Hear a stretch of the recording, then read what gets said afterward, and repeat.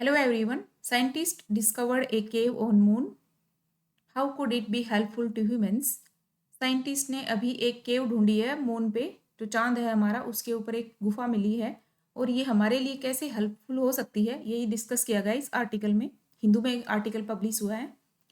तो ये कि जो हमारा मून है, यहाँ पर सबसे पहले अपोलो 11, जो यूएसए का रॉकेट था अपोलो 11, उसने लैंडिंग किया, है ना, 12 लोगों के साथ लैंडिंग किया। और इसमें सबसे पहले नील आर्मस्ट्रॉन्ग जो थे, ये फर्स्ट ह्यूमन थे जिन्होंने चांद के ऊपर लैंड किया। और इनके साथ थे एल्ड्रिन। नील आर्मस्ट्रॉन्ग और एल्ड्रिन, इन्होंने सबसे पहले कदम रखा था। क्वेश्चन भी आ जाता है कि सबसे पहले चांद पर कदम रखने वाले कौन थे? नील आर्मस्ट्रॉन्ग थे ये, नील आर्मस्ट्रॉन्ग।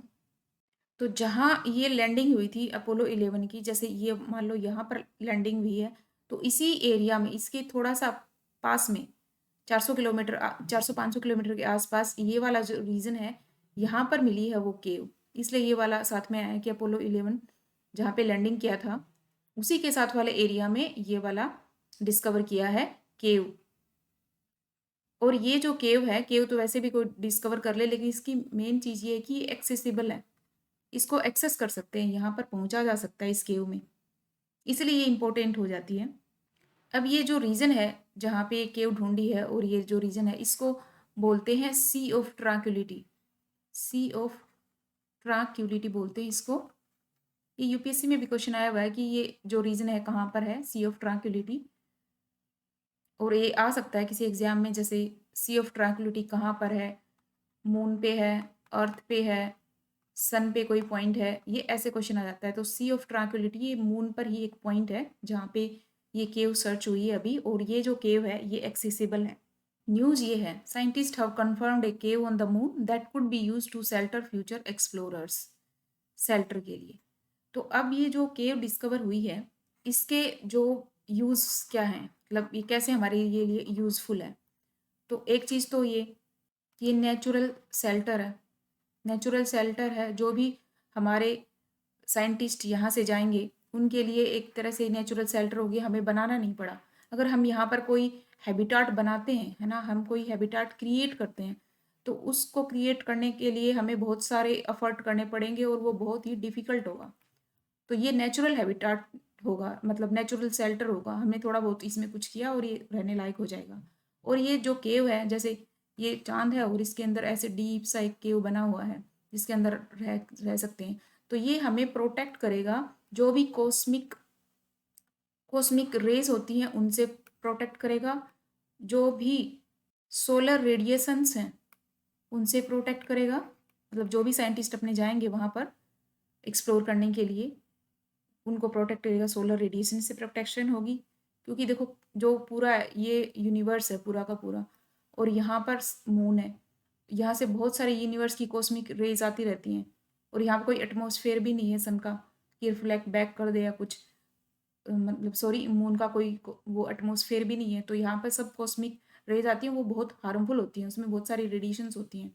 दूसरा, सोलर रेडिएशंस भी यहाँ पे डायरेक्ट आती रहती हैं, सन से पास में ही है, तो वो भी बहुत हार्मफुल होती हैं। अपने तो यहाँ पे ओजोन लेयर है जो प्रोटेक्ट कर लेती है अर्थ पे, बट मून पे तो ऐसा नहीं है। तो यहाँ पे बहुत सारी सोलर रेडिएशंस आती रहती हैं, उनसे प्रोटेक्शन हो जाएगी केव में अंदर अगर रहेंगे तो। फिर जो माइक्रो मीटरोइड्स हैं, है ना, छोटे छोटे जो मेट्रोराइट्स होते हैं जो स्ट्राइक करते रहते हैं यहाँ पर मून के सरफेस पे, उनसे प्रोटेक्शन हो जाएगी। और हमें जो हैबिटाट बनाना नहीं पड़ेगा, यहाँ पे नेचुरल हमें मिल गया है। फिर जो ये केव बनी हुई है, जो ये ऐसे केव बनी हुई है, यहाँ पर अंदर में क्या है कि जो रॉक मटेरियल है इस केव का, वो बहुत सदियों पुराना है, मतलब बहुत ओल्ड है। तो हम इस रॉक मटेरियल पे रिसर्च करके हम पता लगा सकते हैं कि क्या कुछ यहाँ पे वोल्केनिक एक्टिविटीज़ वगैरह रही हैं, कैसे ये बना है, ये हम इसी से पता चल सकता है। अंदर हम चेक करेंगे इस मटेरियल को, एंड इससे हमें ये पता चलेगा कि जो मून है उसका इवोल्व कैसे हुआ, वो कैसे इवोल्व हुआ, कैसे बना वो, जैसे उसका प्रोसेस क्या रहा है, पहले ये फिर ये कैसे बना होगा अर्थ की तरह। तो ये सब चीज़ें हम इस एक केव से हम पे पता चल सकता है कि हमने वोल्केनिक एक्टिविटी कर देख ली, मून का इवोल्वमेंट कैसे हुआ ये देख लिया, नेचुरल शेल्टर हो जाएगा, कॉस्मिक रेज से प्रोटेक्शन, सोलर रेडिएशन से प्रोटेक्शन, माइक्रो जो मेट्रोइड्स वगैरह आते हैं उनसे प्रोटेक्शन हो जाएगी। तो ये पूरा इस केव का यूजफुलनेस है।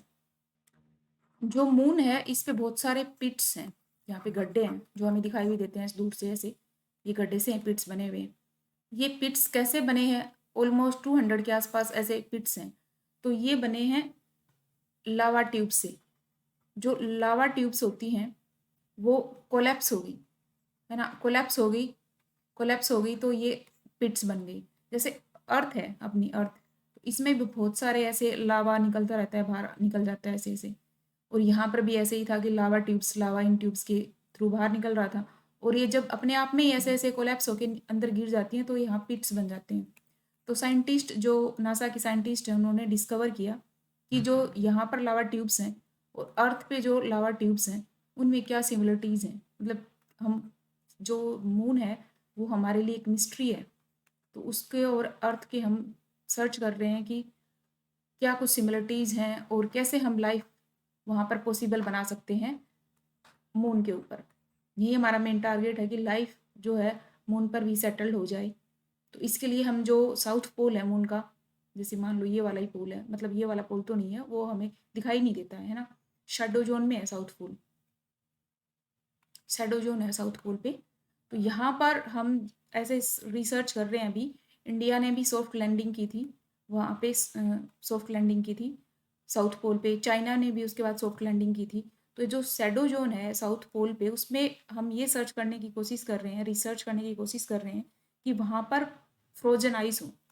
अगर वहाँ पे परमानेंटली फ्रोजन आइस होगी तो कैसे न कैसे हम उस जो वाटर है उसका हम ड्रिंकिंग पर्पज के लिए कर सकते हैं यूज़, और रॉकेट फ्यूल में भी उसका यूज़ हो सकता है इन फ्यूचर ना। अगर देखेंगे, डिस्कवरी करेंगे, तो अगर हमें थोड़ी बहुत भी अगर फ्रोजन राइस वगैरह मिल जाती है तो हमें वहाँ पे पॉसिबिलिटी हो जाती है। हमें वाटर के तो सैंपल्स मिले हैं, डिस्कवर हुए हैं, बट फ्रोजन आइस अगर साउथ पोल पे है तो उससे हमें और ज़्यादा पॉसिबिलिटी हो जाएगी लाइफ की, और यही डिस्कवरी चल रही है मून के लिए। तो अब यहाँ पे मिली है केव जो इटालियन साइंटिस्ट ने ढूंढा है वहाँ पर, जो हमें शेल्टर के लिए हेल्प करेगा अपने साइंटिस्ट के लिए। एंड इस आर्टिकल में इतना ही था। Thank you so much.